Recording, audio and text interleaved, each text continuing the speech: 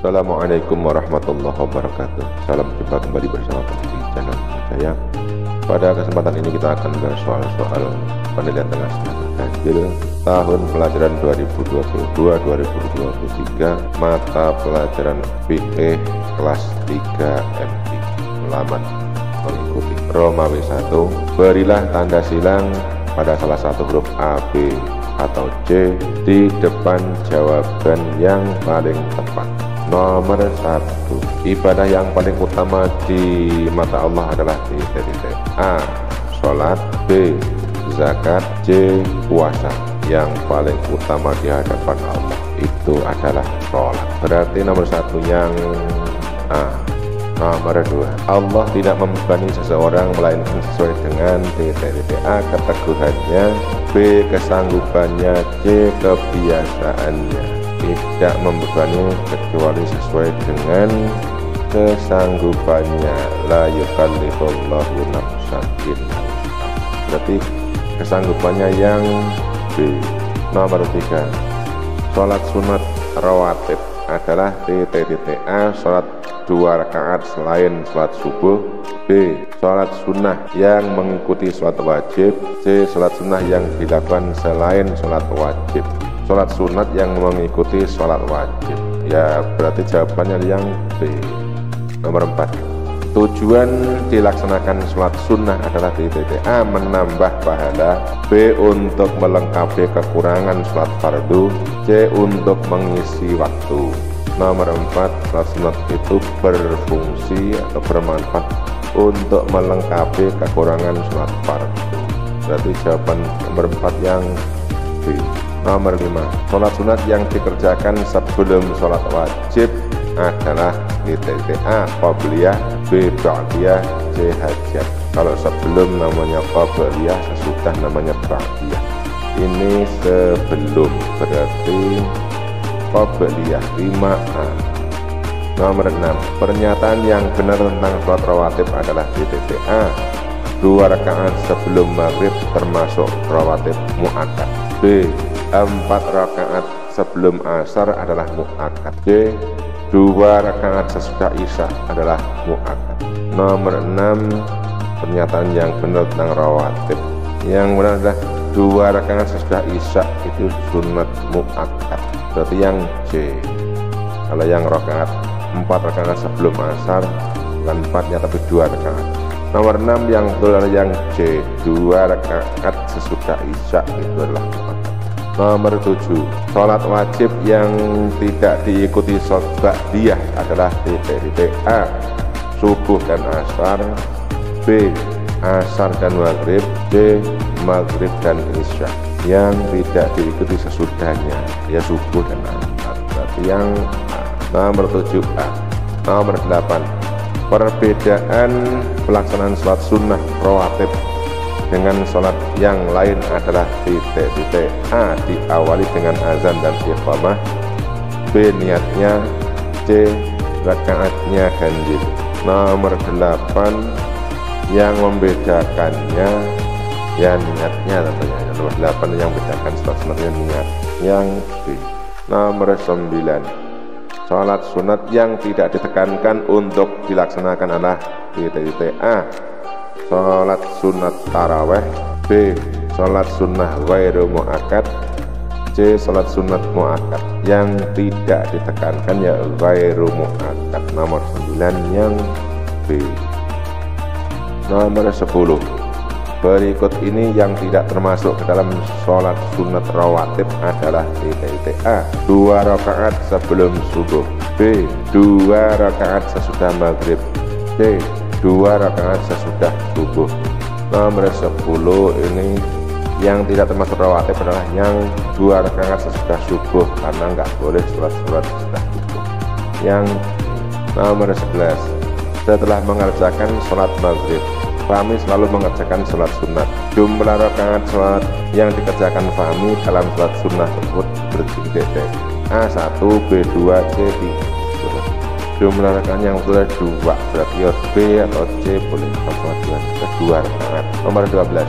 Sholat sunnah yang dikerjakan sebelum sholat asar tergolong dalam sholat sunnah A muakkad, B ghairu muakkad, C ba'diyah. Sebelum asar itu tergolong muakkad. 12 Al-Fa'ah. 13.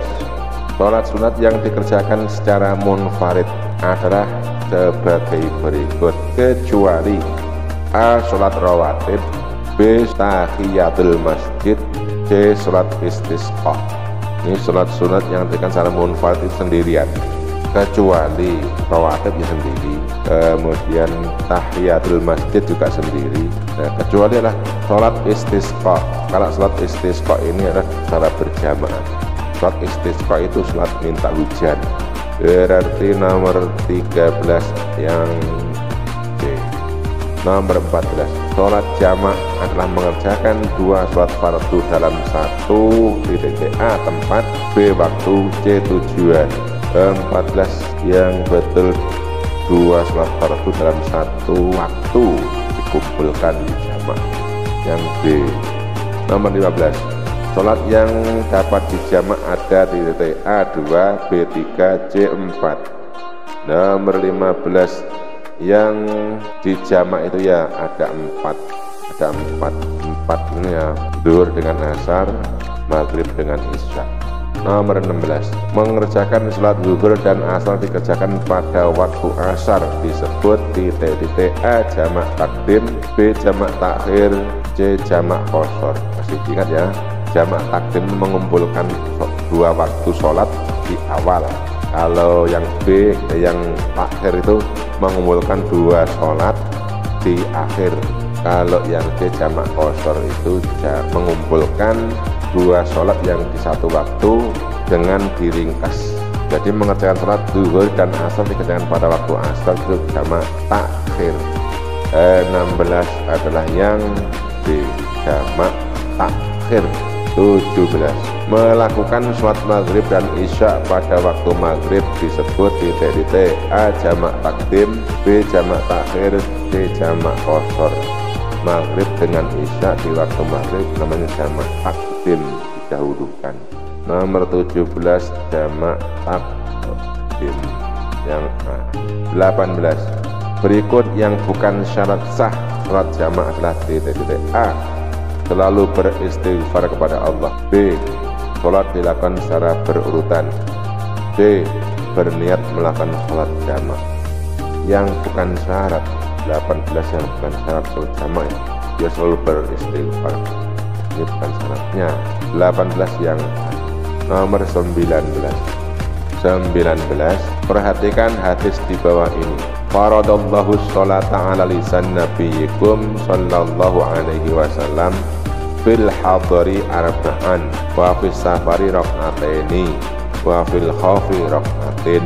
Hadis di atas menjelaskan tentang sholat A jamak takdim, B jamak takhir, C jamak qashar. Nomor 19 menjelaskan tentang sholat jamak qashar. Allah mewajibkan wafis safari rak'ataini dalam bepergian 2 rakaat. Berarti meringkas jamak 19 jamak qashar yang C. 20, berikut ini yang diperbolehkan menjalankan sholat jamak qashar adalah A. berdiam diri di rumah, B. sedang mengerjakan tugas, C. musafir. Yang dibolehkan sholat jamak qashar itu hanya musafir. Yang C. Nomor 21, perhatikan bacaan niat berikut. Usolli fardhul asri rak'ataini majmu'an bidzuhri jam'a takhiri qasran lillahi ta'ala. Lafal di atas adalah bunyi dari niat sholat majmu'an jamak asar zuhur rak'ataini, berarti jamak takhir qasran, namanya ini jamak qashar takhir, jamak qashar takhir. Nomor 21 adalah D. Nomor 22, rakaat sholat yang boleh diqashar adalah A. rakaat sholat subuh, B. rakaat sholat maghrib, C. rakaat sholat isya. Yang boleh diqashar itu yang 4. berarti yang isya, zuhur, asar. Kalau subuh dan maghrib itu tetap. Jadi nomor 22 jawabannya adalah yang C, rakaat sholat isya. Nomor 23, bila mengqashar sholat zuhur dan asar berarti ia melaksanakan titik-titik. A, 2 rakaat sholat zuhur dan 2 rakaat sholat asar. B, 2 rakaat sholat zuhur sekaligus asar. C, 4 rakaat zuhur dan asar. Nomor 23 itu yang namanya mengqashar sholat zuhur dan asarnya 2 rakaat zuhur dan 2 rakaat asar. Dan nomor 23 adalah yang A, 24. Hayu pergi dari Demak menuju Lamongan. Ia berhenti ke masjid melaksanakan sholat zuhur dan asar dengan cara diqashar. Sholat yang dilakukan Hayu menurut hukum agama adalah titik-titik. A, dibenarkan. B, boleh-boleh saja. C, tidak dibenarkan. Nomor 24, untuk membenarkan atau tidak dibenarkan itu kita lihat dulu perjalanannya. Seseorang yang bepergian itu menempuh jarak berapa kilometer, memenuhi syaratkah atau belum. Dari Demak menuju Lamongan itu jaraknya ratusan kilometer, dan yang disyaratkan untuk boleh mengqashar, menjamak atau mengqashar sholat itu adalah perjalanan sejauh 80,64 km atau ada yang mengatakan 90 km. Selagi perjalanan itu melebihi 80,64 km, ada yang hati-hati ada 90 km, maka sholat tersebut boleh dilakukan dengan menerima atau menjalin rukhsah, itu dengan cara menjamak boleh, atau jamak qashar juga boleh. Jadi perjalanan Hayu dari Demak menuju Lamongan itu memenuhi syarat untuk dijamak qashar. Nomor 24 adalah dibenarkan. Nomor 25, syarat sah sholat qashar adalah titik-titik. A, niat qashar pada saat doa iftitah. B, niat qashar pada saat takbiratul ihram. C, bepergian minimal 80,64 km. Kalau syaratnya ya bepergian minimal itu syaratnya.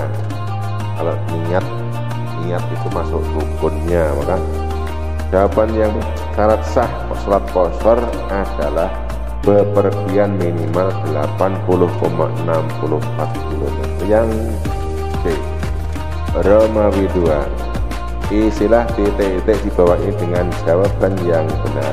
Nomor 1, sholat yang mengiringi sholat fardu disebut sholat sunnah titik-titik. Mengiringi sholat fardu namanya adalah sholat sunnah rawatib. Nomor 2, sholat sunat rawatib yang dilakukan setelah sholat fardu disebut dengan sesudah. Kalau sesudah namanya ba'diyah. Nomor 3, dilihat dari waktu pelaksanaannya, sholat sunnah rawatib terbagi 2 macam, yaitu rawatib terbagi 2 macam, yaitu qobliyah dan ba'diyah. Yaitu qobliyah dan ba'diyah. Nomor 4, sholat sunat 2 rakaat yang lebih baik dari dunia dan seisinya adalah sholat sunat titik-titik. Nomor 4 itu sholat sunat fajar. Sholat sunat fajar itu nilainya, manfaatnya, fadilahnya lebih baik dari dunia dan seisinya. Nomor 5, sholat sunat rawatib lebih baik dikerjakan secara titik-titik. Rawatib itu lebih baik secara munfarid, sendiri-sendiri, munfaridan, sendiri, mandiri, tidak usah jamaah untuk rawatib. Nomor 6, bentuk pelaksanaan sholat jamak ada 2, yaitu bentuk pelaksanaan sholat jamak ada 2. Jamak takdim dan takhir, itu jamak takdim dan takhir. Nomor 7, musafir adalah titik-titik. Musafir orang yang bepergian. Musafir adalah orang yang bepergian dengan jarak tempuh yang jauh. Kalau nggak jauh bukan musafir ya, jarak 10 km bukan musafir.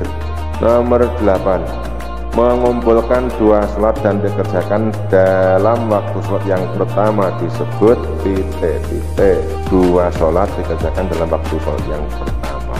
Contohnya sholat zuhur dengan sholat asar dilaksanakan di waktu pertama di awal. Itu namanya jamak takdim. Nomor 8 disebut jamak takdim. Nomor 9, sholat yang dapat dijamak adalah titik. Yang dapat dijamak itu adalah zuhur dengan asar, maghrib dengan isya. Nomor 10, sholat yang dapat dikosor adalah zuhur, asar, isya. Itu yang bisa dikosor, yang 4 rakaat itu. Ya, demikian untuk pembahasan soal-soal fikih kelas 3 FI penilaian tengah semester ganjil tahun 2022-2023. Semoga ada manfaatnya. Terima kasih. Wallahul muwaffiq ila aqwamit thoriq. Wassalamualaikum warahmatullahi wabarakatuh.